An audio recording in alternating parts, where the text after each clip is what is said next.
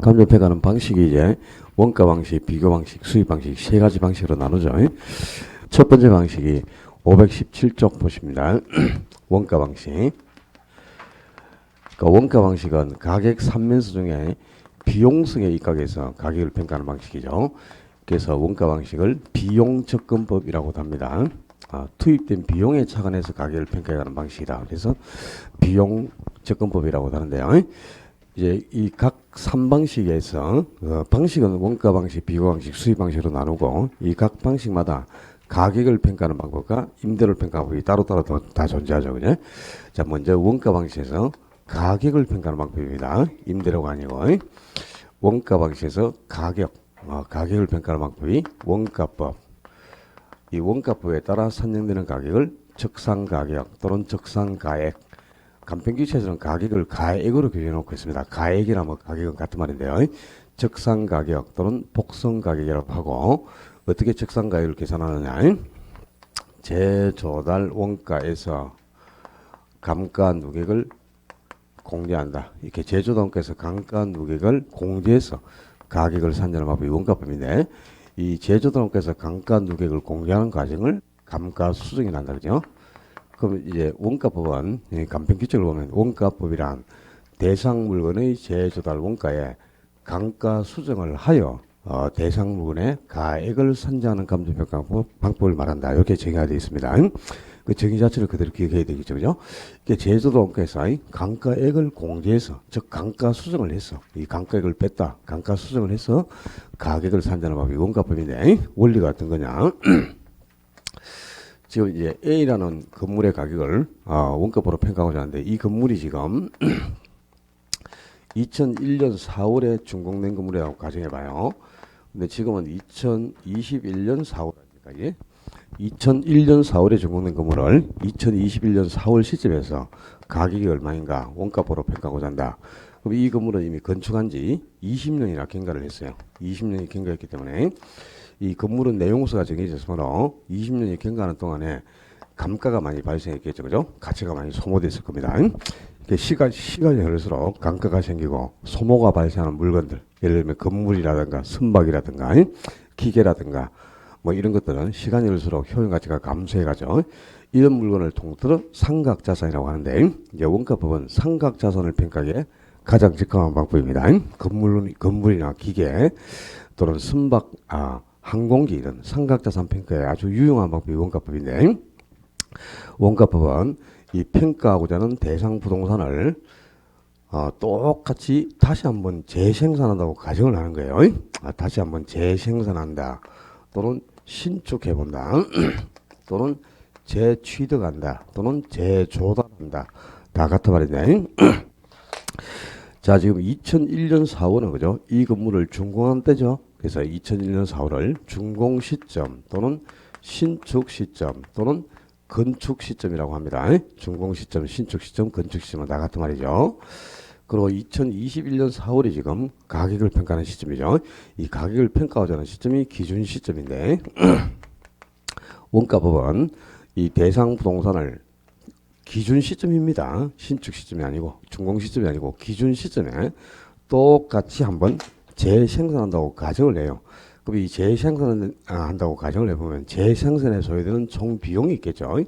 재생산에 소요되는 비용하고 같은 말이 뭐지? 원가.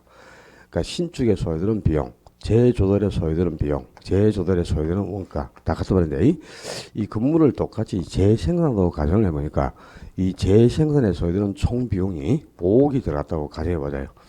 그럼 이 B라는 건물을 생산하는데 비용이 5억이 들어갔다. 그 말은 이 B 건물 가격도 5억이다. 이런 뜻입니다. 그러니까 원가법은 투입된 생산 원가, 이 생산 비용에 착안해서 가격을 평가하는 거기 때문에 생산 비용이 5억이 들어갔으면 이 건물 가격도 최소 5억으로 평가해 주어야 한다. 그런 뜻이죠. 그래서 비용성액감 방식이라고 그랬잖아요. 그럼 A를 똑같이 이제 재생산한 물건이 B니까 B의 가격이 5억이면은 A 가격도 5억이 아니겠느냐 이렇게 생각이 쉬운데 아닙니다.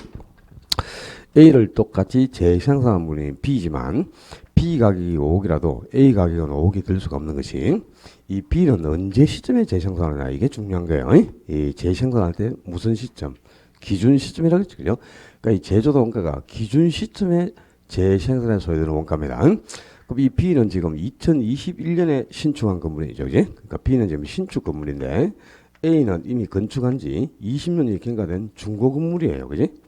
그러니까 20년 지난 중고 건물하고 이 지금 기준 시점에 다시 생산한 신축 건물 가격이 똑같을 수는 없겠지. 그래서 이제 20년 지난 중고 건물 가격이 어떻게 계산되느냐? 이 중고 건물을 기준 시점에 무슨 시점? 기준 시점입니다. 기준 시점에 똑같이 재생산한다고 가정하니까 재생산에 소요된 총가가 5억이 들어갔어요. 5억이 그지? 그 5억에서 이 중고 건물이 20년이 경과한 동안에 발생한 강가액을 다 계산해 봤어. 그랬더니 이 건물이 만약에 1년에 강가가 1,000만 원씩 발생했다. 이렇게 한번 가정해 보자요. 매년 1,000만 원씩 강가가 생겼다. 그러면 20년이 지났으니까 20년을 곱하면 20년 동안 발생한 총 강가액은 2억이 되겠죠. 그죠? 그래서 그동안의 강가 누계에 2억을 공제한 거지. 이제.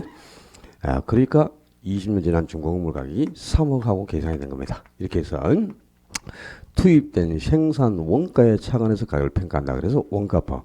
이 방법에 이제 따라 산정되는 가격을 적산가액 또는 복선가격이라 하는데 이 적산이라는 말은 쌓을 적자 계산을 산자니까 이 건물을 한 개 생산하는데 투입된 비용을 전부 쌓아서 계산해가지고 산정된 가격이다. 그런 뜻입니다. 그래서 적산가격 이렇게 표현하는데 그럼 이제 적산가격을 계산하려면 두 가지가 있어야 된다.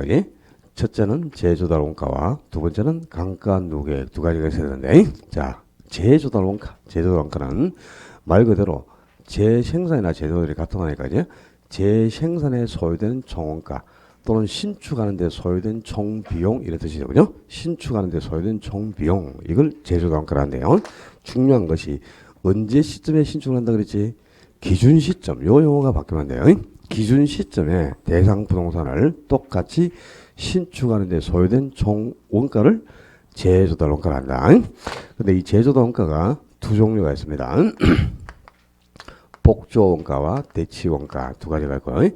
물론 복조 원가를 복제 원가라고도 하고 또 대치 원가를 대체 원가라고도 하는데 이 복조 원가는 20년 지난 건물을 준공 시점에 다시 생산할 때 20년 전에 이 신축할 당시하고 똑같이 건물 한 개를 그냥 물리적으로 똑같은 건물을 짓는 겁니다. 그러니까 물리적으로 동일한 건물을 다시 생산하는데 소요된 총 원가 그게 바로 복조 원가예요. 그리고 이제 대치 원가는 20년 지난 건물을 지금 기준 시점에 다시 생산한다고 가정하니까 20년이 경과한 동안에 건축 자재도 변천이 되고 없고 건축 공법도 변화가 되고 없어요. 20년 동안에 건축 공법이나 건축 자재가 변화가 되고 없으면 최신의 건축 공법이나 최신의 건축 자재로 대체를 해서 동일한 만족감을 갖는 건물을 건축할 수밖에 없죠. 그래서 동일한 만족감을 갖는 즉 효용적으로 동일한 똑같은 효용을 갖는 건물을 건축하는 데 소요된 총원가 그걸 대치원가라고 하는 겁니다. 이 대치원가와 복지원가를 구분하는 포인트는 물리적으로 똑같은 건물을 짓는다. 이 물리적이라는 용어가 들어가면 복지원가가 되는 거고요. 효용적으로 동일한 건물을 생산한다. 그러면 대치원가가 되는 겁니다. 이 단어를 가지고 두 개를 구분해야 되고요.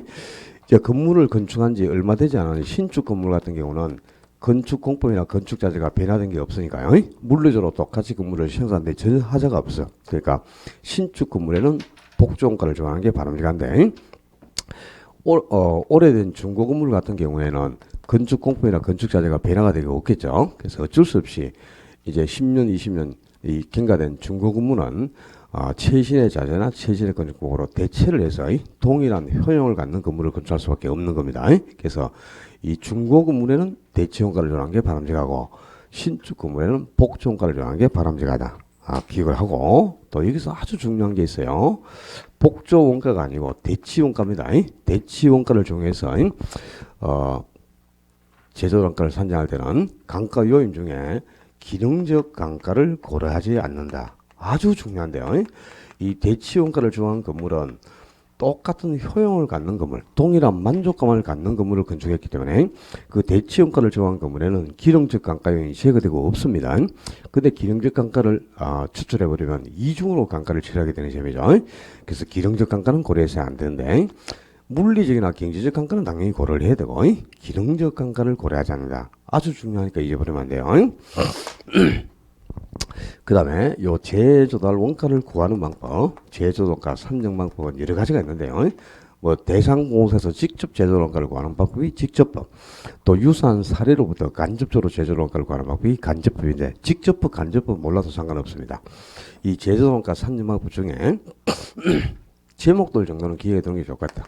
총가격 적산법, 그리고 부분별 단가 적용법, 또 변동률 적용법, 단위 비교법, 이렇게 네 가지가 있는데요. 이 대상분석에서 직접 제조원가를 구하는 방법에 이렇게 네 종류가 있습니다.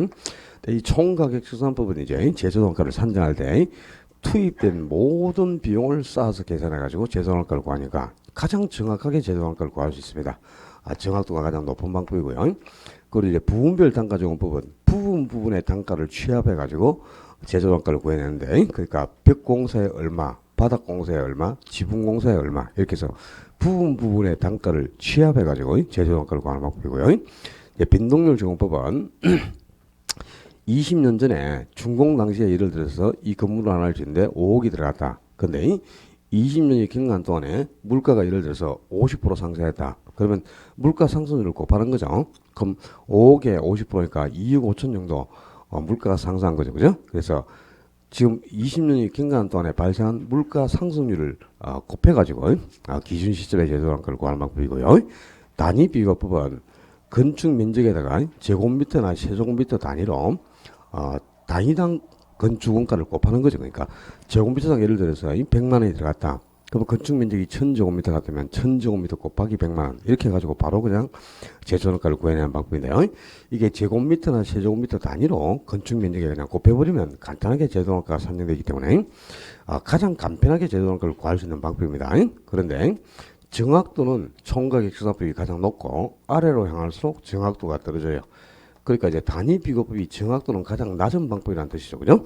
이 단위 비교법이 정확도는 가장 떨어지는데 가장 간편하게 제조원가를 구할 수 있기 때문에 실무에서는 가장 많이 사용하고 있는 방법이 단위 비교법입니다. 바로 제곱미터나 세제곱미터당 단가를 곱해가지고 제조원가를 구해낸다. 가장 실무적으로는 많이 활용한다. 그걸 한 개 참고로 알아놓고요. 자, 이 건물 한 개를 지금 짓는데 소요된 총원가가 5억이 들어갔죠. 그죠? 근데 이 건물의 제조원가 5억이 어떻게 계산돼 나오는 거냐? 자,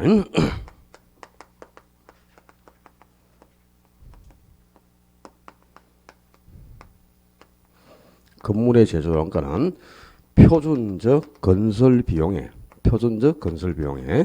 통상의 부대 비용을 가산해서 구합니다. 그러니까 건축비하고 부대적으로 들어가는 비용을 전부 합산해가지고 건물 한 개를 짓는데 소요된 총원가가 산정돼 나온다는 거지, 그지? 그래서 이 건축비에다가 부대 비용을 합친 것이 이제 제조원가가 되는데, 중요한 포인트가 이 건물을 생산할 때, 그지? 건물을 지을 때 건물의 소유자가 직접 자가 건설로 건물을 건축하는 경우도 있겠고, 또 건설업자에게 도급을 주고 우리 건물 좀 지어주세요 하고 도급 건설을 기준으로 제조원가를 구할 수도 있겠죠. 근데 이 제조원가를 산정할 때는 소유자가 직접 건물을 짓는다고 하더라도요, 자가 건설 기준이 아니고 도급 건설을 기준으로 제조원가를 산정하는 겁니다. 도급 건설이 기준이니까 그럼 도급을 줬어. 도급을 줬는데 그럼 수급을 받은 수급인이, 그지? 자, 우리 건물 좀 지어주세요 하고 도급을 줬는데 그 수급인에게 일당을 지급하지 않는다면 공사를 안 해주겠죠. 만약에 자가 건설이라면 내가 내 건물 지으면서 나한테 일당 주는 건 아니겠죠. 근데 이건 도급 건설을 기준으로 제조원가를 산정하기 때문에요. 도급을 줬으면 도급을 받은 수급인에게 반드시 일당을 지급해야 되는 겁니다. 그래서 이 건설 비용에 수급인에게 지급할 일당도 공사 비용으로 책정돼 있어야 되는 거죠. 그죠? 그래서 반드시 제조원가에는 이 표준적 건설 비용, 여기에는 수급인의 이윤이 포함되어 있어야 됩니다. 이 수급인의 이윤이라는 것이 바로 건설에게 지급할 일당, 이런 뜻입니다. 제조원가는 자가 건설이라 하더라도 도급 건설을 기준으로 산정하는 겁니다. 자가 건설 기준이 아니고 도급 건설을 기준으로 제조원가를 산정하니까 반드시 이 건설 비용에 수급인의 이윤이 포함되어 있어야 한다. 잊어버리면 안 됩니다. 이런 것들은 아주 중요하고, 그 다음에 특히 이 대치 원가를 정해서 제조원가를 산정할 때는 기능적 강가를 고려하지 않는다. 잊어버리면 안 돼요. 이런 것들은. 그럼 이제 건축비에다가, 그지? 부대적으로 들어간 비용을 다 합산해봐서 이 건축비, 뭐 직접 공사한 비용이라든가 또 공사 현장에서 투입되는 현장 경비라든가 수급의 이윤, 이런 것이 건설 비용이죠.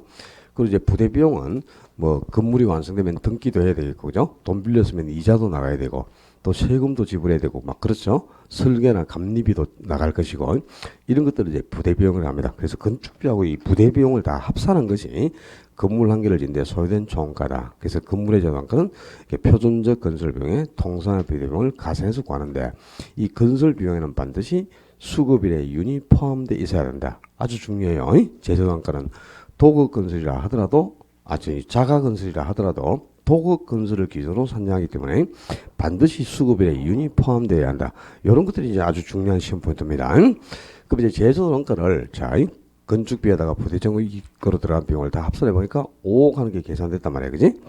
그럼 이 제조 원가가 5억하고 계산됐으면 이제는 이 건물이 20년이 경관 동안에 발생한 총 감가가 얼마가 생기는가? 감가 누계를 계산해 가지고 그 감가액을 공제를 해야만 가격이 산정되는 거다, 그죠? 그렇죠? 자, 이 제조달 원가에서 감가액을 공제하는 과정을 뭐라 한다고요? 감가수정. 감가수정은 제조달 원가에서 감가액을 공제하여 감가액을 뺀 겁니다. 딴 게 아니고 감가액을 공제하여 가액을 적정하는 과정, 가격을 산정하는 과정. 이걸 이제 감가수정이라는데요. 이 감가수정하고 감가상각은 용어는 비슷한데 그지? 완전히 의미가 다른 용어예요. 그래서 이제 감가수정하고 감가상각의 차이점을 한번 비교를 해봐야 되는데, 자, 지금 감가수정은 뭐라 그랬죠? 제조달 원가에서 감가액을 공제하는 과정, 이게 감가수정이죠. 감가액을 뺐다 이 말이야. 감가액을 빼가지고 가격을 구하기 위해서 이 가격을 산정해서 제조달 원가에서 감가액을 공제하는 과정을 감가수정이라는 건데, 이 감가상각은 감정평가가 아니고 기업 회계에서 쓰는 용어예요. 기업 회계에서 쓰는 용어인데 용어 자체가 아주 어려워요. 그 정의를 예를 들으니까 정의를 일단 적어 놓고 설명을 좀 드려야 되겠습니다. 감가상각은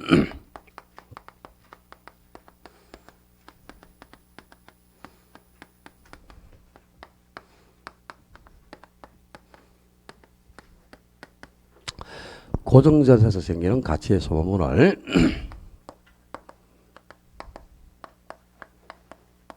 기업의 회계 연도에 할당 계산하여 그 고정자산의 자산 가치를 감소시켜가는 회계상의 절차, 이걸 감가상각이라 하는데, 그죠? 용어가 상당히 어렵죠, 이게 지금, 그지? 이 정의 자체도, 어느 책을 뒤져도 없습니다.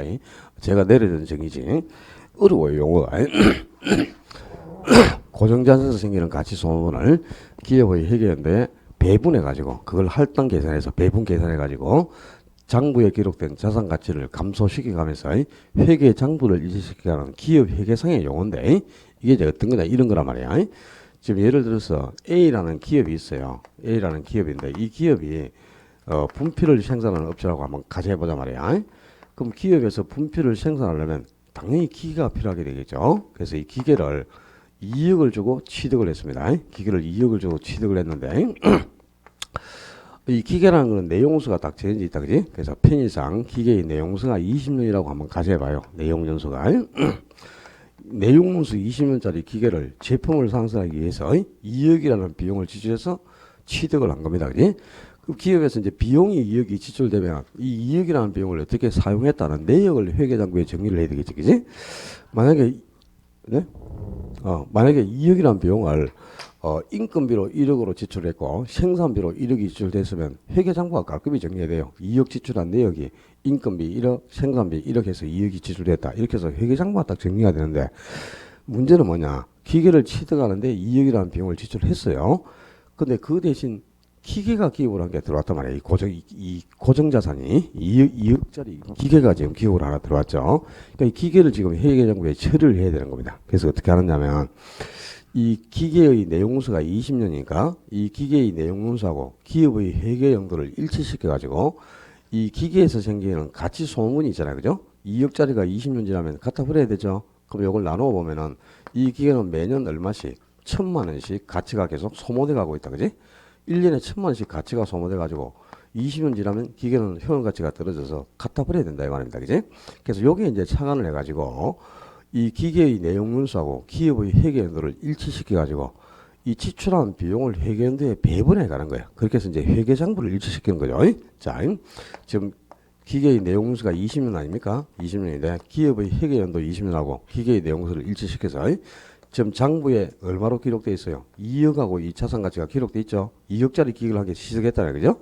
근데 2억짜리가 1년에 1,000만원씩 가치가 소모돼 가요. 그래서 이 장부에 기록된 자산가치를 1년 지났다. 1,000만원 가치가 소모됐죠. 그래서 이걸 배분한단 말이야. 그럼 장부에 남는 가격이 1억 9천이 남겠죠.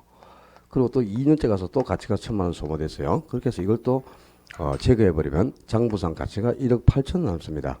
또 3년째 가서 또 1,000만원 소모됐다고 제거하면 1억 7천이 남게 되죠. 그렇게 해서 이 장부에 기록된 자산 가치를 계속 감소시켜 가는 거죠. 그렇게 해서 20년째 가가지고 마지막으로 이제 1,000만원 가치가 소모됐다 하고 딱 제거해버리면 그지? 장부 가치가 제로하고 딱 떨어지게 됩니다. 이게 이제 뭘 의미하느냐. 지금 기업에서 2억짜리 고정자산을 취득을 했잖아요. 그죠? 2억을 지출해서 자산을 한 개 취득했는데 이 2억짜리 자산을 취득하는데 1년에 1,000만원씩 비용을 20년간 사용해가지고 총 2억이 지출되었다 하는 내용으로 남은 거예요. 그래서 이제 회계장부가 깔끔하게 정리가 된 거죠. 이게 감가상각은 기업에서 취득한 고정자산에서 생기는 이 고정자산에서 생기는 가치소모분이 매년 1,000만원이죠. 이걸 기업의 회계연도 20년에 배분을 해가지고, 그죠? 매년 1,000만원씩 배분해가지고, 요 장부에 기록된 자산 가치를 계속 감소시켜가면서 회계 장부를 일치시키는 작업. 이걸 바로 감가상각이란다, 이 말이다. 그러니까 이 감가상각은 1차적인 목적이 지출한 비용을 회계연도에 배분해서 회계 장부를 일치시키는 게 1차적인 목적이고요. 또 다른 목적이 한 개 더 있죠. 이 기계가 2억짜리인데 내용수가 20년이니까 20년 지나면 기계는 갖다 버리고 사용을 할 수가 없죠. 그럼 또 제품을 생산하려면 새로운 기계를 2억을 지불해서 취득해야 되겠죠. 이 내용수가 종료될 때마다 또 다른 비용을 계속 지출해서 기계를 취득한다면 기업이 존려하기 어려우니까 어떻게 하느냐면 이 기업의 그 고정자산에서 생기는 가치 소모분을 미리 이 기계가 생산하는 제품의 원가에 미리 반영을 해두는 거예요. 그러니까 1년에 지금 가치가 1,000만원 소모가 되죠. 근데 만약에 분필을 이 기계가 분필을 1,000만 개를 생산한다면 분필 한 개에다가 원가를 1원씩 산입해 두면 되는 겁니다. 그지? 그러면 1,000만 개 생산해서 1,000만 개를 판매하면 1,000만원이 회수되는 셈이죠. 그래서 이 고정자산에서 생기는 가치 소모만큼 자본을 회수해서 적립해 가는 거예요. 그렇게 해서 이제 1년에 1,000만원씩 회수해 가지고 20년을 다 회수하면은 2억이 회수되겠죠. 그럼 2억 다 회수됐을 때 이 내용수가 종료된 기계는 갖다 버리고 회수된 금액으로 새로운 기계를 대체 취득할 수 있는 거잖아요. 그죠? 그러니까 감가상각은 자, 두 가지 목적으로 이루어지는 기업 회계상의 용어인데 첫째는 이 고정자산을 취득하는 비용, 이 취득하는 데 소요된 비용을 회계 연도에 배분해 가지고 회계 장부를 일치시키는 것이 1차적인 목적이고요. 그다음에 두 번째는 이 고정자산에서 생기는 가치 소모만큼 자본을 회수해서 적립하는 겁니다. 그래서 이제 감가상각을 사전에 보면은 감가상각은 감가분만큼 자본을 회수해서 적립하는 것이다 이렇게 규정되어 있어요. 그래서 감가상각이나 감가분만큼 자본을 회수해서 적립하는 거랑 똑같은 겁니다. 그래서 감가상각을 다른 말로 자본회수 똑같은 표현입니다. 자본회수나 감가상각이. 자, 이렇게 두 가지 목적으로 이런 기업 회계상의 용어가 이제 감가상각이다. 그러면 이제 감가상각의 의미를 대충 알았죠? 그럼 두 개 한번 비교해보자.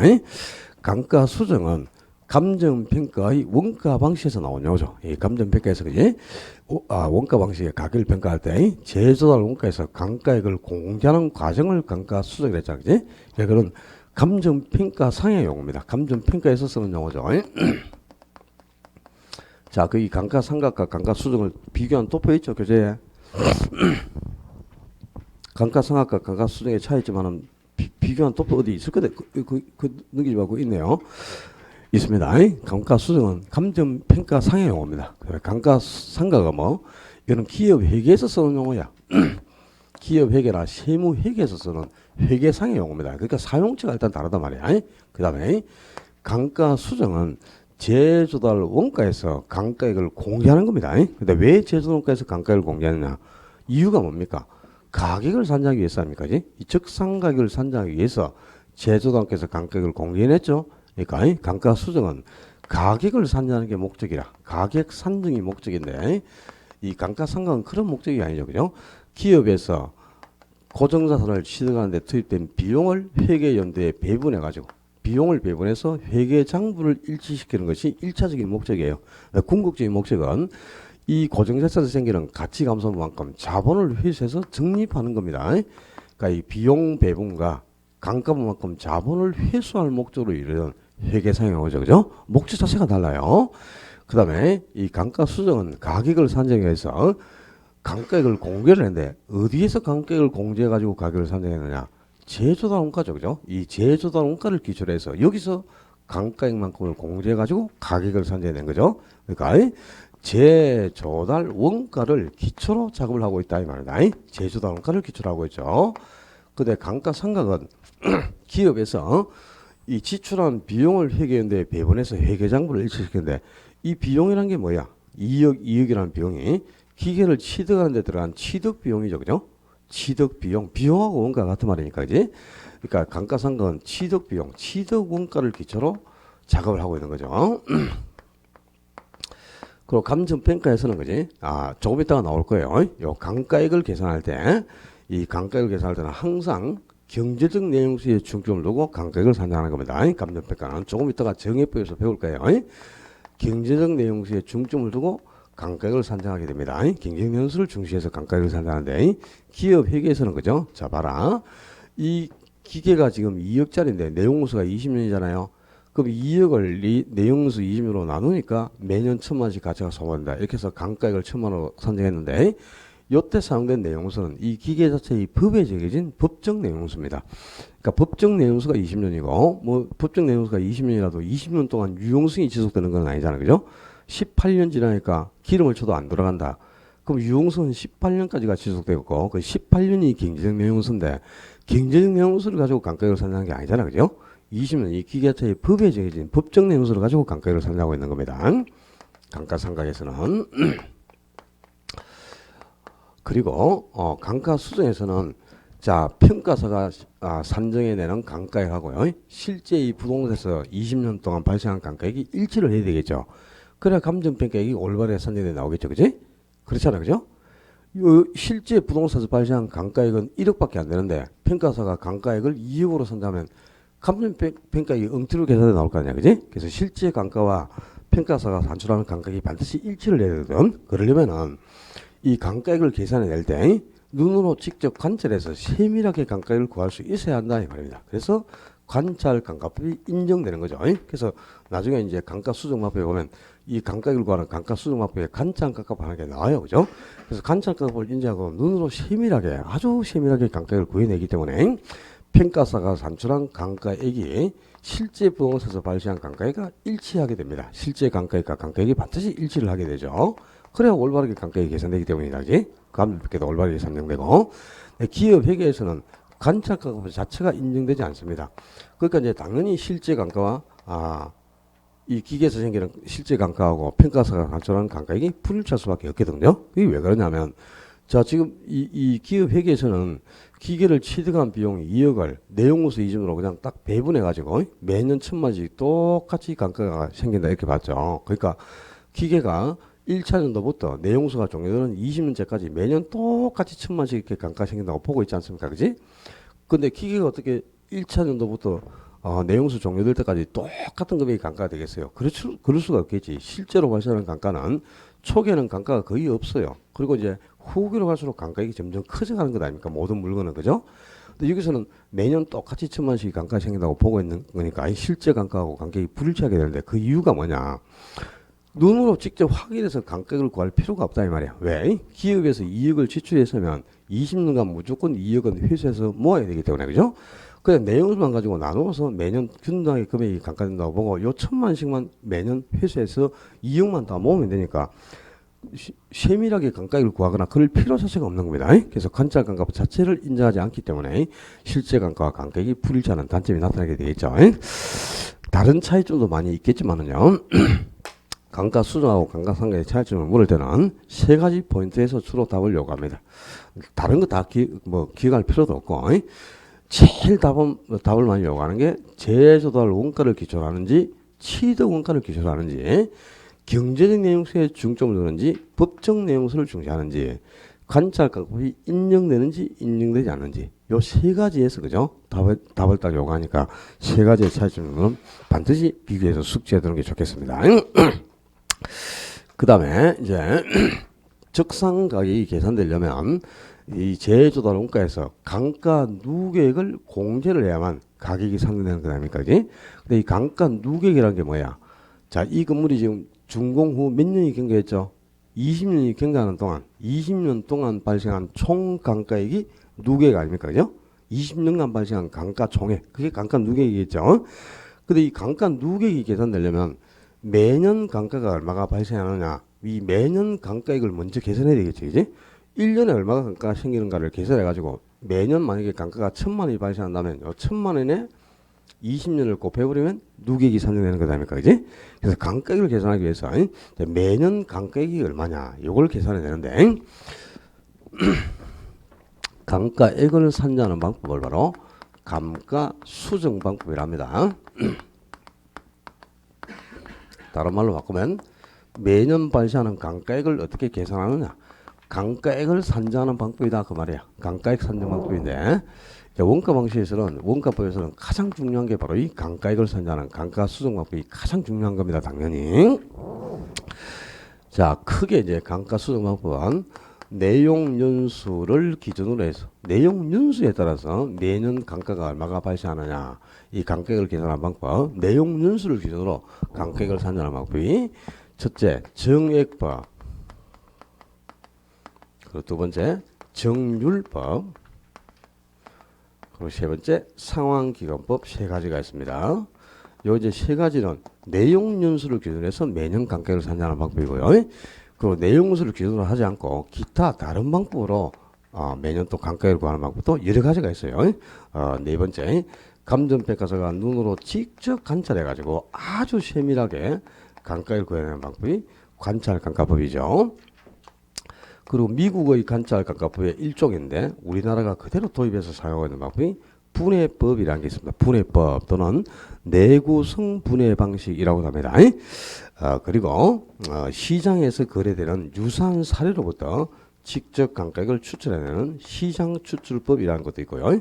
그리고 또 임대료에서 생기는 손실만큼을 환원율로 환원해서 강가액을 산정해내는 임대료 손실 환원법이라는 것도 있습니다. 그래서 강가 수정법은 상당히 다양하게 많은데요. 중요한 것은 요 분해법이라는 게 이제 이 미국의 관찰감가법의 일종이에요. 근데 우리나라가 그대로 도입해서 쓰고 있는 건데, 분해법은 뭐냐면은, 자, 강가는 여러 가지 측면에서 발생하죠. 그죠? 물리적 측면에서 또는 기능적 측면에서, 경제적 측면에서 강가 요인은 물리적 강가, 기능적 강가, 경제적 강가 세 가지가 있잖아요. 그죠? 근데 이 세 가지 강가 요인별로 강가액을 별도로 세분해서 측정하는 겁니다. 그러니까 물리적 측면에서는 강가가 얼마가 발생했고, 기능적 측면에서는 강가가 얼마가 발생했고, 또 경제적 측면에서는 강가가 얼마가 발생했다. 이렇게 해서 강가 요인별로 강가를 별도로 세분해서 측정한 다음 이걸 전부 합산하는 거죠. 그렇게 해서 총 강가가 얼마가 생겼다. 이렇게 해서 강가액을 산정해내는 방법이 바로 분해법이에요. 분해했다, 다른 말로 세분했다 같은 말이다. 강가 요인별로 강가액을 세분해서 측정한다는 거예요. 세분해서. 그래서 분해법 이렇게 보였는데요. 요 한 개 알아둬야 됩니다. 강가 요인별로 강가액을 별도로 세분해서 측정한 다음 이를 전부 합산해서 총 강가액을 구해내는 방법, 그게 바로 분해법이 되어 있고요. 그 다음에 내용 연수를 기준으로 이제 강가액을 구하는 방법이 세 가지 방법이 있잖아요. 그죠? 정액법, 정률법, 상환기간법, 요 세 가지의 차이점을 비교하는 게 아주 중요한 포인트가 되겠죠. 당연히 시험에 이 원가법에서는 가장 중요한 게 이제 이 내용수를 기준으로 강가액을 구하는 세 가지 방법의 차이점을 구분하는 거예요. 자, 강가액을 구할 때 이제 정액법은 매년 요 발생하는 강가액이 일정하다 이 말. 정액이니까 강가액이 딱 정해져야 되는 거죠. 그러니까 매년 발생하는 강가액이 일정하다는 거야. 그러니까 강가액이 일정하니까 정액법이라고 하는 겁니다. 근데 왜 그러면 정액법은 매년 발생하는 감가액이 일정할 수밖에 없느냐. 요 매년 감가액을 계산할 때요, 단순히 그냥 감가가 발생하는 총금액을, 이 감가가 발생하는 총금액을 경제적 내용 연수로 평균 분할을 해버린다 이 말이야. 그러니까 경제적 내용 연수만 가지고 그냥 감가가 발생하는 총금액을 나눠버리면 매년 일정한 금액이 감가가 생긴다고 보는 거죠. 그죠? 자, 저 건물이 예를 들어서 저 건물이 2억짜리란 말이야. 2억짜리. 근데 내용수가 20년이다. 그럼 2억짜리를 20년 내용수로 20년으로 나눠보면 매년 1,000만원씩 똑같이 1차년부터 20년까지 똑같은 1,000만원이 일정의 감가가 생기겠죠. 그러니까 첫 해부터 마지막 내용수가 종료되는 해까지 똑같은 1,000만원이 일정하게 이렇게 감가가 생긴다고 보는 거다. 그지? 그러니까 매년 감가액이 1,000만원으로 일정하다. 그래서 감가액이 일정하니까 정액부위라는 거죠. 감가액이 일정하다. 그래서 정액부위란 말이야. 그러면 이제 요 정액부분 그죠? 매년 발생하는 감가액이 얼마고 1,000만원이죠. 그럼 기업에서는 감가가 발생하는 금액만큼을 똑같이 회수해 가는 거잖아요. 그죠? 그럼 매년 회수해서 적립할 금액, 즉 상각해야 될 금액도 1,000만원으로 일정하죠. 매년 상각해 회수해서 모으는 게 감가상각 아니야. 그지? 감가만큼 자본을 회수해서 적립하는 걸 아까 감가상각이라고 했잖아요. 그럼 감가상각해야 될 금액이 얼마고? 상각액이 1,000만원으로 일정하죠. 똑같이 매년 1,000만원씩 감가가 생기면 1,000만원씩을 회수해서 모아가야 되잖아. 그지? 그래서 상각액이 일정하다. 그래서 균등상각부위라고 하나요? 균등상각부. 상각액이 매년 일정하니까 또 감가액도 일정하니까 균등상각부위라고 하고요. 이 건물 평가에 아주 유용하게 적용되는 방법이 바로 정액부위 되겠습니다. 건물을 평가하는 방법이 정액부위 되겠고요. 그다음에 정률법. 이 정률법은 기계와 같은 물건을 평가할 때 아주 기계, 구축물 이런 것들을 평가하기에 적합한 방법인데 정률은 그죠? 정률이 뭐고 감가액이 아니고 감가율이 일정하다 이 말이야. 그지? 매년 감가율은 딱 정해져 있다는 거죠. 감가율은 일정하게 뭐 10%나 20%로 딱 일정하다. 감가율이 일정하다는 거다. 그러니까 감가율이 일정하게 매년 똑같은 비율만큼이 감가되니까 정률법이 되는 거예요. 감가율이 일정하니까.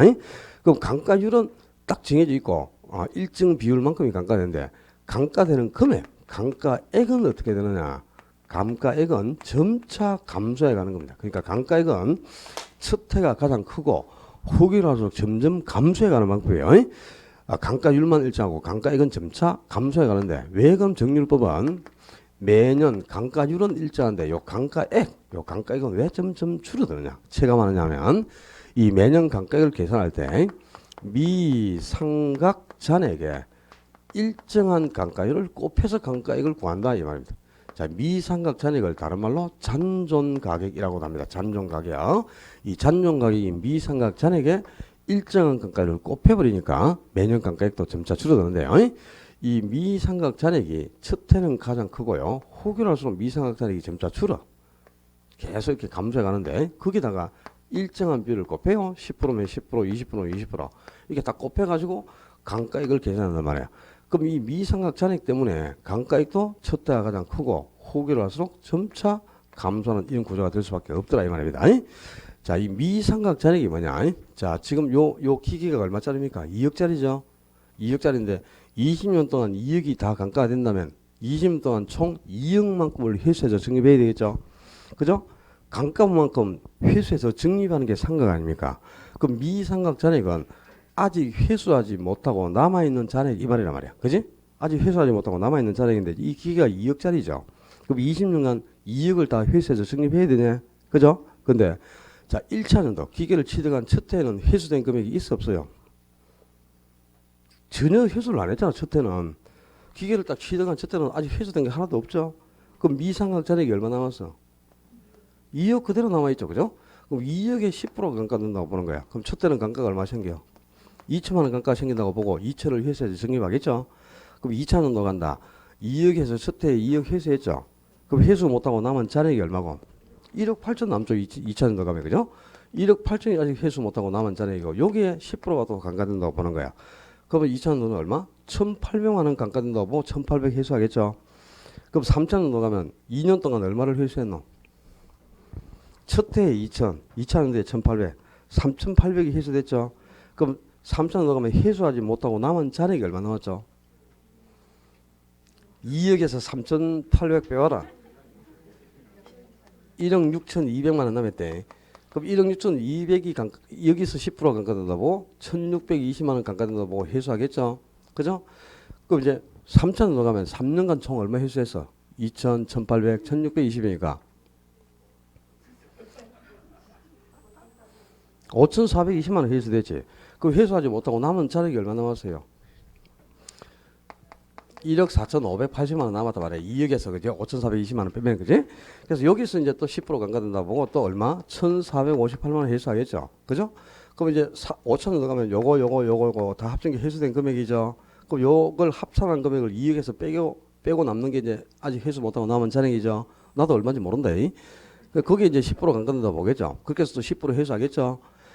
그러니까 이제 회수하지 못하고 남는 미상각 잔액이 매년 일정한 금액을 조금씩 회수해가면 미상각 잔액, 회수 못한 금액은 계속 줄어들잖아, 그죠? 미상각 잔액이 점점 감소해가는데 거기에 똑같은 비율을 곱해가지고 감가액을 구한단 말이야. 그래서 이 미상각 잔액 때문에 감가액도 첫 해가 가장 크고 후기로서 점차 감소하는 이런 구조가 되더라 이 말이야. 그래서 감가율은 지금 어떻습니까? 일정하잖아. 10%로 매년 10%씩 감가되는 거죠. 그러니까 감가율은 일정한데 감가액은 어떻다? 점차 감소해가요. 그래서 체감상각법, 감가액이 점차 줄어들고 또 회수할 금액도 점차 감소해가니까 체감상각법이라고 합니다. 그다음에 상한기여법은 오직 이거는 광산평가에만 적용하는 방법입니다. 광산에서만 적용되는 방법인데 이 상한기여법은 정해법하고 똑같은 원리에 따라서 매년 일정한 금액이 감가된다고 봐요. 정해법처럼 매년 똑같이 그죠? 1년에 1,000만원씩 똑같은 금액이 이렇게 감가된다고 봅니다. 1,000만원씩이. 그럼 1,000만원이 똑같이 감가된다고 보면 기업에서 감가액만큼을 회수해서 적립하니까 매년 1,000만원씩을 회수해서 적립해 가겠죠. 그럼 회수하는 금액도 1,000만원 일정한데 자, 정해법하고 차이점은 이제 정해법은 1,000만원씩 감가가 된다고 보고 요 1,000만원씩을 회수해요. 근데 회수해가지고 이걸 재투자를 하지 않고 그냥 적립만 하는 게 모아만 가요. 근데 상한기업법은 1,000만원씩 감가된다고 보고 이걸 회수해가지고요. 이걸 다시 재투자한단 말이에요. 재투자. 그러니까 은행에 이 회수된 금액을 다시 예금을 하는 거예요. 예금을. 그럼 거기서 당연히 이자가 들어오겠죠. 예금을 하면 그죠? 그래서 이 회수된 금액을 재투자한다고 가정을 하기 때문에 이자가 붙는데 이자는 원금에서도 이자가 붙고 이자에서도 이자가 가산돼가는 그 이자는 항상 복리로 발생하는 거죠, 그죠? 그래서 이 회수된 금액에서 복리 이자가 발생한다는 게 전제돼 있습니다. 그러니까 어떤 현상이 나타나냐? 자, 매년 1,000만원씩 감가된다고 보고 이걸 이제 회수해가지고 이걸 재투자를 했어. 그러니까 거기서 뭐가 들어오냐? 이자가 들어와. 이자가 들어오는데 그럼 20년 지나면 봐라. 1년에 1,000만원씩 감가된다고 뭐 1,000만원씩을 계속 회수하겠죠. 이런 1,000만원씩을 계속 20년간 회수해 간단 말이야. 근데 20년 지나면 그럼 1,000만원씩이 회수됐으니까 2억이 이미 회수가 다 된 거잖아요. 그죠? 근데 이걸 다시 또 예금을 하니까 여기서 이자가 들어와, 이자가. 그럼 20년 지나면 2억에다가 2억만 회수된 게 아니죠. 2억에다가 이자만큼이 추가로 자본이 더 회수가 돼버리죠. 그럼 장부가 불일치하잖아요. 회계장부가. 그래서 그럴 수가 없다 이 말이야. 그래서 이 방법은 요 1,000만원 전체가 다 감가되는 금액으로 보는 게 아니고 이 1,000만원에서 이자를 빼고 남는 금액만큼만 감가되는 금액으로 보는 겁니다. 그렇게 해서 이제 이 감가되는 금액에다가 이자를 합치면 이제 매년 1,000만원씩 회수가 되는 거예요. 그러니까 지금 회수된 금액을 다시 재투자했을 때 들어오는 이자가 바로 노란 부분이거든요. 이걸 이제 빼고 요 1,000만원에서 노란 부분인 복리이자를 빼고 남는 위에 부분, 이 윗부분만 매년 감가되는 금액으로 보는 거야. 그래서 이제 이 파란 부분만큼 감가되는 금액으로 보고 이걸 이제 회수했잖아요. 그래가지고 재투자를 했어. 그러니까 요 노란 부분만큼 이자가 들어왔죠. 그럼 요거 두 개를 합치면 얼마가 돼? 1,000만원이 되는 거잖아. 그지? 그러니까 회수해서 적립하는 금액은 똑같아요. 정해법하고 1,000만원 매년 1,000만원씩을 회수해가지만 감가되는 금액은 이 상한기금법은 복리이자가 있으니까 회수된 금액을 재투자하니까 이자가 들어오잖아. 이자. 그래서 이자를 뺀 요 윗부분만큼이 감가되는 금액으로 보죠. 근데 정해법은 그게 아니죠. 이걸 재투자를 하지 않으니까 회수해가지고 그냥 매년 1,000만원 이 자체가 다 감가되는 금액으로 보는 거잖아요. 그죠? 그러니까 정해법은 매년 1,000만원씩이 일정의 감가액이 생깁니다. 그런데 상한기업법은 1,000만원에서 복리자를 빼고 남는 윗부분만 감가되는 금액이라. 알겠죠? 그러니까 이자가 있기 때문에 언제나 상한기업법은 초기든 중기든 말기든 초기, 중기, 후기를 불문하고요. 정액법보다는 복리자만큼 감가가 반드시 적어지게 됩니다. 그죠? 그러니까 자 이제 세 가지 한번 비교해 보자.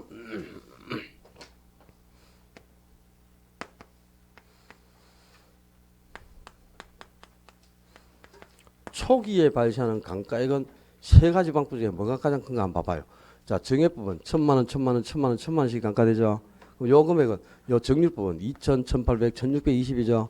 요거는 이제 1,000만 원에서 이자를 빼야 되니까 요거는 뭐 한 980, 975, 900, 968, 954 뭐 이런 식으로 감가되겠죠. 그죠? 그 감가되는 금액은 초기에는 가장 큰 게 뭡니까? 정률법이 초기에 감가가 가장 크네. 그지? 초기에 감가가 제일 큰 게 정률 아닙니까? 그지? 그리고 뭐고? 정액법이죠. 정액법. 그 다음이 상환기금법입니다. 그러니까 상환기금법은 항상 그죠?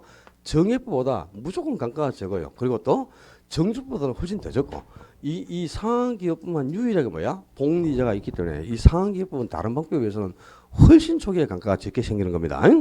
그럼 감가가 적으면 적산가격, 감정평가액은 높게 산출되겠죠. 봐라. 적산가격은 제조달 원가에서 감가 누계액을 공제한 거잖아요. 그럼 감가가 적어질수록 적산가격은 당연히 커지겠죠. 그죠? 그러면 적산가격의 크기, 적산가격. 그 다음에 또는 뭐 감정평가액의 크기. 감정평가액은 역순이 되겠지. 그러니까 감정평가는 상환기업비 가장 높게 발생하겠죠. 감가가 가장 적으니까. 그지? 그렇겠지. 그 다음에 이제 정액법이고 정률법은 감가가 많은 금액, 감가가 많이 발생하는 만큼 감정평가는 가장 낮게 나타날 수밖에 없다 이 말입니다. 그지? 이런 이제 특징이겠죠. 자, 원가 방식에서 가격을 평가하는 원가법의 원리를 한번 정리를 해봤는데 상당히 공거리가 많아요. 근데 보통 이제 원가법은 이런 이제 원리를 우리가 터득을 해야 적산가격을 계산할 수 있거든요. 대부분 한 80%는 적산가격을 계산하는 문제가 나와. 적산가격 계산 문제가. 근데 이제 기출 문제 풀이나 뭐 이런 것들을 통해 가지고 적산가격 계산을 여러 좀 습득을 하셔야 될 거예요. 또 7, 8월에 뭐 문제 풀이 단계나 그때 가서 습득. 우리 교재에 지금 적산가격 계산 문제가 한 개도 없더라고. 내가 아무리 찾아도. 그래서 설명을 드리고 싶어도 뭐 복사해서 나눠드릴 수도 없고 그냥 우리 기출 문제 해설도 하고 했으니까 그죠? 자, 원가법은 이제 주로 이제 한 80%는 계산 문제가 나옵니다. 작년에도 당연히 적산가격 계산 문제가 나오고 30배도 적산가격 계산 문제가 나왔고요. 다 계속 계산 문제를 내고 있는데 올해는 제가 이제 서술형 문제가 한 개 정도 안 나오겠나 이런 생각이 들어요. 왜냐하면 3방식이 그죠? 원가 방식, 비교 방식, 수익 방식 세 가지인데 작년에는 수익 방식에서도 계산 문제가 나왔고 그다음에 또 비교 방식은 계산 문제밖에 못 내요. 그래서 서술형 문제가 나올 게 없고요. 또 원가 방식에서도 계산 문제가 나왔고 전부 계산 문제로만 나왔거든요. 그런데 올해는 그 비교 방식 무조건 계산 문제가 그 비중가격 계산한 게 나올 수밖에 없으니까 계산 문제가 나올 거고 수익 방식도 아마 수익 가격을 계산한 문제가 또 나오지 않겠나 싶거든요. 아니면 환원율의 원리를 서술형으로 묶거나.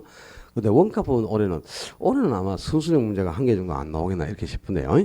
이 서술형 문제가 나오면 어떤 딱 한 개 요것만 딱 내는 게 아니에요. 이거만 내는 게 아니고 그냥 박스에 원가법에 대한 내용으로 옳은 것으로 올바르게 묶인 것은 뭐 이렇게 된단 말이야. 그래서 제조당원께서도 지문 한두 개 넣고요. 또 감가수정하고 감가상각의 차이점도 지문 한 개, 두 개 만들고 여기서도 또 지문 한두 개 만들고 이래서 종합적인 문제를 내는 거죠. 그러니까 모든 걸 다 기억해야 되겠습니다. 지금 정리해드린 걸 전부 기억해야 돼요. 뭐 이게 중요하고 저게 안 중요하고 이런 거 없다. 전부 다 기억을 해야 돼요. 자, 원가 방식에서 가격을 평가하는 방법이다. 자, 원가 방식의 가격을 평가하는 방법을 뭐라고? 원가법. 가격을 평가하는 방법이 뭡니까 하면 무슨 법입니다. 이 답을 해야 될 거 아닙니까? 방법을 물으면. 그죠? 원가 방식의 가격을 평가하는 방법이 원가법. 그 원가법에 따라 산정되는 가격을 적산가액. 어떻게 적산가액을 구한다? 제조달 원가에서 감가 누계액을 공제해서 구한다. 그럼 제조원가에서 감가 누계액을 공제하는 걸 뭐라 했죠? 감가 수정. 그럼 원가법이란 제조달 원가에 이제 지문 시험에 나오는 지문이 이거다. 원가법이란 대상 물건의 제조달 원가에 감가 수정을 하여 기준 시점에서의 대상 물건의 가액을 산정하는 감정평가 방법을 말한다. 이렇게 딱 정의가 되단 말이야. 간평규칙. 우리 지금 교재가 간평규칙이 없기 때문에 그죠? 규칙을 오늘 내가 읽어줄 수도 없고 참 답답하다. 거기는 있습니까? 써볼 수 없죠. 써보면서 내가 규칙의 용어는 정의를 안 해놨지 싶은데요. 가격을 구하는 원리 자체를 이제 습득을 하면 그죠? 이렇게 가격을 구하는 거다. 뭐 지문으로 나도 다 이해는 하겠죠. 자, 원가 방식에서 가격을 평가하는 원가법이었고요. 그다음에 이 감정평가는 방식은 원가 방식, 비교 방식, 수익 방식 세 가지 방식이 있고 각 방식마다 가격을 평가하는 방법 외에 또 임대료를 평가하는 방법도 있죠. 자, 지금까지는 이 가격을 평가하는 원가법을 정리했고요. 두 번째 이제 원가 방식의 임대료를 평가하는 방법이다. 원가법 가격이 아니고 원가 방식의 임대료를 평가하는 방법을 적산법이라 하고 이 적산법에 따라 산정되는 임대료를 적산임료라고 한다. 적산임료, 임료나 임대료는 같은 말입니다. 적산임료라고 하는데 어떻게 적산임료를 구하는가? 공식 외우셔야 됩니다. 대상 부동산의 기초가액에 기대이율을 곱하여 산정한 수익이 있죠. 그게 부동산을 임대하는데 필요로 하는 경비, 즉 필요재경비를 뭐했다? 더하여 필요재경비를 가산해서 임대료를 산정하는 감정평가 방법, 이걸 적산법이라 한다면, 그러니까 적산법 기초가액의 기대율을 곱하고 그게 필요재경비를 가산하여 임대료를 산정하는 감정평가 방법. 자, 요거 이제 이 적산법은 그죠? 그냥 시험에 나오면 여기 적산임료를 구하는 공식 이 자체를 그죠? 그냥 이 적산임료는 기초가액 곱하기 여기 가로해 가지고 여기에 뭐가 들어가냐? 기대이율. 여기에 이제 가로해 가지고 기대이율이 들어가는 거야. 이런 걸 이제 공식으로 문제를 만들기도 하고요. 지문으로 이제 보통 나오죠. 지문으로 한 개 딱 나와요. 자, 그럼 봐라. 이렇게 지문이 이렇게 되겠죠. 적산법이란 대상 물건의 기초가액에 기대율을 곱하여 산정한 수익, 기대율을 곱하여 산정한 기대 수익에 부동산을 임대하는데 필요로 하는 모든 경비, 그걸 필요로 하는 모든 경비를 필요재경비라는 거죠. 부동산을 임대하는데 필요로 하는 모든 경비를 뭐해서 더하여 대상 부동산의 임대료를 산정하는 감정평가 방법을 말한다. 이렇게 딱 정의가 되어 있단 말이야. 그러니까 공식 자체를 이제 풀어서 그죠? 간편기에서 정의하고 있죠. 적산법이란 대상 물건의 기초가액에 기대율을 곱하여 산정한 기대 수익에 부동산을 임대하는데 필요로 하는 모든 경비를 더하여 대상 물건의 임대료를 산정하는 감정평가를 말한다. 이렇게 정의가 되어 있습니다. 그러니까 이 공식을 기억해야 되겠죠. 그죠? 특히 여기에 기대율이 들어가야지 이 자리에 환원율이 들어가면 안 돼요. 자, 환원율은 나중에 우리 수익 방식에서 가격을 평가하는 방법이 수익 환원법이죠. 그 수익 환원법에 따라 산정되는 가격이 수익 가격인데 수익 가격을 구할 때 환원율을 사용하죠. 그죠? 그러니까 환원율은 가격을 산정하는 이유입니다. 가격을 산정하는 이유고 요 기대율은 임대료를 산정하는 이유야. 이율 자체가 틀려요. 임대료를 산정할 때 사용하는 이율은 기대율이고 가격을 계산할 때 산정하는 이율은 환원율입니다. 나중에 비교를 하겠지만 그지? 여기에 들어가는 게 기대율이라는 걸 잊어버리면 안 되겠습니다. 그리고 그 외에는 나머지는 나올 게 없어 시험에. 옛날에는 이 필요경비 항목에 뭐가 포함되고 뭐가 포함되지 않느냐 뭐 이런 걸 많이 다뤘죠. 근데 우리 투자론에서 배운 게 있죠. 순영업 소득을 산정하려면, 순영업 소득을 구하려면은 유효 총수에서 영업경비를 차감해야 순영업 소득이 나오죠. 이 영업경비에 포함되는 게 있고 포함되지 않는 거 다 했잖아, 그지? 포함되지 않는 게 요 공실 불량부채나 기타 소득이라든가 부채 수입세나 소득세라든가 뭐 감가상각비나 양도소득세는 경비에 포함해서 안 되잖아, 그죠? 영업경비하고 임대영업에 소요되는 경비 또 임대영업에 필요로 하는 경비 같은 말이죠. 필요재경비나 영업경비가 같은 말입니다. 아시겠죠? 그래가지고 이제 요 적산법에서도 그죠? 요 필요재경비에 어떤 게 포함되고 포함되지 않나 이걸 구분하는 게 상당히 중요했거든요, 예전에는. 근데 지금은 이건 투자론에서 다루기 때문에요. 이 감정평가에서는 여기까지는 안 됩니다. 그러니까 뭐 투자론에서 우리가 다 배우고 왔잖아요. 영업경비에 포함해서 안 되는 거, 그죠? 그 정도 그냥 기억하면 되고, 여기는 요 공식 자체를 그냥 그대로 기억하면 좋겠어요. 자, 원가 방식에서 가격을 평가하는 원가법, 임대료를 평가하는 적산법까지를 정리했습니다. 이제 세 가지 방식 중에 첫 번째 방식, 원가 방식 해결했고요. 비교 방식부터 칠판 좀 싹 지우고 시작합시다. 고생했습니다.